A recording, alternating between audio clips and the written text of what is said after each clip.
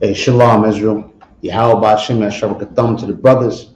Yahweh Shema Thumb Ba'Shem Yashab to the sisters. I'm priest Nooks of 5,000 Shalai Yala. I represent the Israelite School of Universal Practical Knowledge in the community of Yohana. We've been out here in these streets busting it down since 1969. And of course, we represent 1 West, 125th Street, Harlem, New York. You understand? So we're going, go into something real quick. You know what I'm saying? Because I don't want to hold you too long. I know y'all so busy out there in your lives, you know what I'm saying, that you can't sit here and watch a class. So I'm going to bust it down as quick as I can. You understand? What's the name of the class, brother? Extreme Brotherhood is a must. Extreme Brotherhood is a must. You know what I'm saying? Extreme Brotherhood is a must. And when I say brotherhood, I mean sisterhood as well. You know what I'm saying? It's the same thing. Brotherhood, sisterhood, it's the same thing. We need extreme brotherhood, extreme sisterhood. Now, real quick, you know what I want? Let's get the definition of extreme. Let's see what extreme means. You know what I'm saying? Because we need extreme brotherhood and extreme sisterhood, specifically, or especially now in these times, to where we're murdering and killing, you know what I'm saying, and doing all types of things. You see what's going on in Chicago and St. Louis and Cleveland, you know what I'm saying, in New York, in New Jersey, and all these places. You see what's going on. A lot of murder and crime, gang violence, drug distribution. There's a lot of things going on. And in order to conquer this, we need extreme brotherhood. What else is going on? A lot of divorce is going on. A lot of brothers and sisters leaving each other, don't want to be with each other. When I say brothers and sisters, I'm not talking about brothers and sisters in the UPK. I'm talking about out in the world. You know what I'm saying? They don't want to be with each other no more. They're mad about this, mad about that, so forth and so on, and they're moving on and they're cheating on each other. And I mean, when I say cheat, I'm talking about a woman going out to get another man and so forth and so on. I mean, this is horrible. This is despicable, disgusting actions. You know what I'm saying? And it's something that we need to stop doing because it has consequences to it. You understand? Has consequences to it. So what does the word extreme mean? Brother, if you got it, please let the people know real quick. The definition of extreme, adjective, reaching a high. A what? Reaching a high. A high, not low, but a high. Go ahead. Or the highest degree. Mm-hmm. Very great. Mm-hmm. We need to have a high standard, a great degree of brotherhood and sisterhood. That means we should cherish this. We should cherish our brotherhood and our sisterhood. You understand what I'm saying? We should definitely do that and hold it to the highest degree. Now, I bet you hold your bank account to the highest degree. You hold your money to the highest degree. You hold your children to the highest degree. You hold your mother and your father, your sister, your brother, your cousin, your aunt, your uncle, and your slavery, or as we know as a job. You hold that to the highest degree. But can you hold that degree when it comes to another brother or sister that's not your family or not your friend or not whatever? Can you do that? We're supposed to hold each other to the highest degree. You understand? Now read the scripture again, please. The definition, sir? No, just the scripture. Oh, come. You didn't read the scripture yet, right? All right, read the scripture real quick. Okay. All right. This is what the title means. At an extreme level, we should hold brotherhood. Now let's get into the scripture real quick. Come. Genesis chapter 19, verse 1. Now we're in Genesis chapter 19, verse 1. Please follow along. If you're watching, please follow along. You know what I'm saying? Genesis chapter 19, verse 1, we're going to start at. We're going to go all the way down. You know what I'm saying? As far as we can, all right? Keep going. And there came 2 angels to Sodom at evening. Mm-hmm. And Lot sat in the gate of Sodom. And Lot, seeing them, rose up to meet them. Mm-hmm.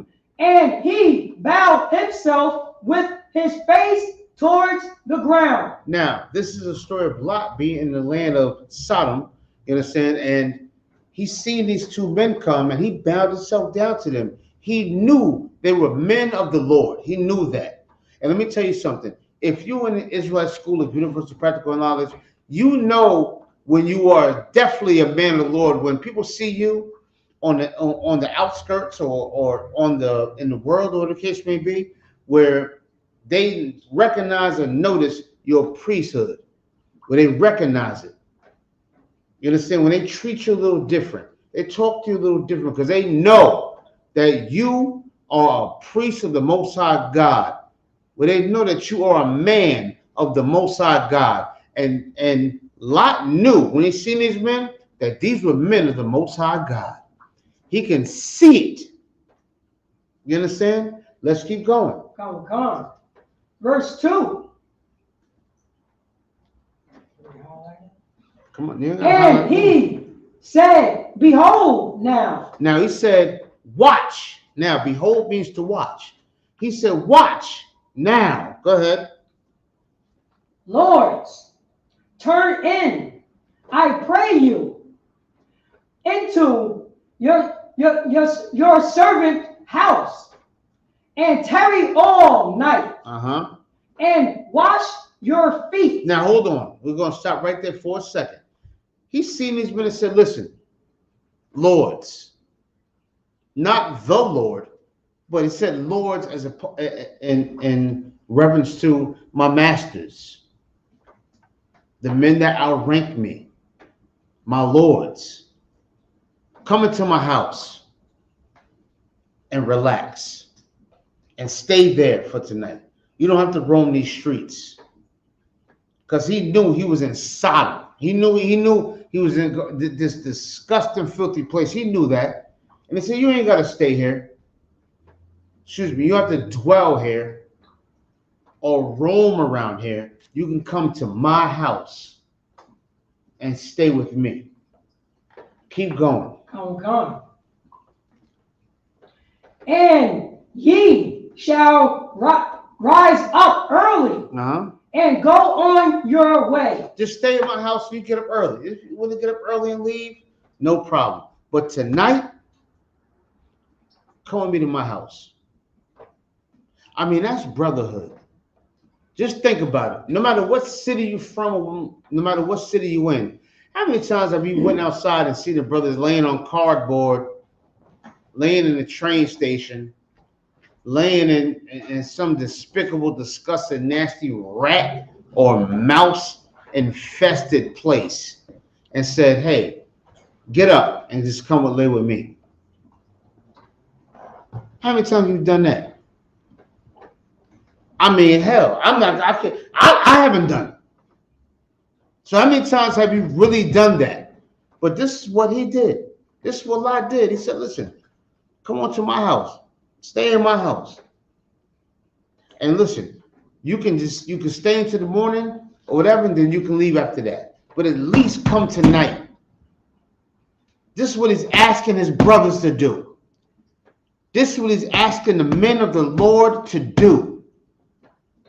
Keep going. Come. And they said, nay, but we will abide in the streets all night. Now they said, no, we're going to stay outside. We ain't going to do that. We all right. We're going to stay outside. This is what we do. You know what I'm saying? We're going to stay outside. This is what the angels said. Now, Lot didn't know these was angels. He just knew this was the men of the Lord, which means what? How you carry yourself, conduct yourself, how you look, how you act, how you speak can give off the image of you being a priest of the Most High God, or give off the image that you are a man of the Most High God, or how you conduct yourself. You understand? That's conduction right there. Keep going. Come. Verse 3. And he pressed upon them greatly. He asked them, please. You know how you greatly press? I know you freaks out there. You greatly press upon a woman to give you some vagina, or you greatly press somebody to give you a deal on some weed or something like that. He greatly oppressed upon him. He asked him extremely, please, can you just come? Please. You understand? Please, can you come? Go ahead. Come. And they turned in unto him and entered into his house. So they agreed. They said, you know what? Since you asking so vigorously, yes, we'll go. Now, no, the scripture don't say that. I'm saying that because obviously they turned into his request. You know what I'm saying? They turned into it. So keep going. Come. And he made them a feast. Cool. They did what? And he made them a feast. So he went in there and he cooked for his guest. Go ahead. And did bake unleavened bread. He made some unleavened bread for him too. You know what I'm saying? Why did he make the unleavened bread? Now y'all can put in the comments why he made unleavened bread. I'm not gonna. This is not live. This is pre-recorded already. So y'all put in the chat why you think he made unleavened bread. Go ahead. Come. And they did eat. They did what? They did eat. They sat there and broke bread together as brothers. Go ahead. Verse 4. Come on with it. But before they lay down, the men of the city, even the men of Sodom, compassed the house around, both old and young. So they surrounded the house, old and young. The men of the city of Sodom and Gomorrah surrounded the house just because they seen these two young new brothers come into the city and go into their house. So they went and surrounded the house. That shows you how strong their freakiness was, how sexual deviance they was. Excuse me. You know what I'm saying? How they were just so blinded by being freaky and nasty. They surrounded the house. Let's see why. Keep going. Come. All the people from every corner. Verse 5. And they called unto Lot. They called Lot, who was the host at this time. When I mean host, he invited these men into their house. So he was the host. You understand? They called him outside. They outside yelling, "Hey, Lot, come outside." They calling upon Lot. Go ahead. Come. And said unto him, where are the men which came into thee this night? Now they're saying, yo, where them dudes at that came here? Where they at? We don't really want you, but we know we gotta talk to you to get to them. So where are they at? We want them. Go ahead. Bring them out unto us, that we may know them. Now what does it mean to know them? Bring them outside so we can have sex with these men.